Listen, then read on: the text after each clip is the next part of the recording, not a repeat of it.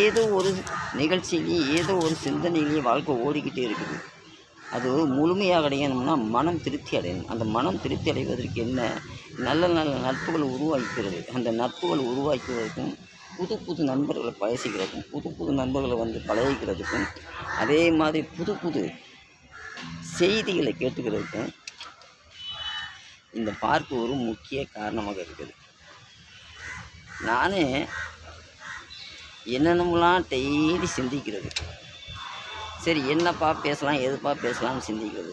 ஆனால் எனக்கு இந்த மனிதர்கள் மட்டும்தான் பேசுகிறதுக்கு என் மனசு வருகிறது. இந்த மனிதர்களுக்கு இவ்வளவு ஒரு ஒற்றுமை, அதுவும் இல்லாமல் போராமை, போட்டிகள், செயல்கள், செயல்திறன்கள், இப்படி பலவிதமான கொள்கைகளை கொண்டுக்கிட்டு இவங்க வாழ்ந்து கொண்டிருக்காங்க.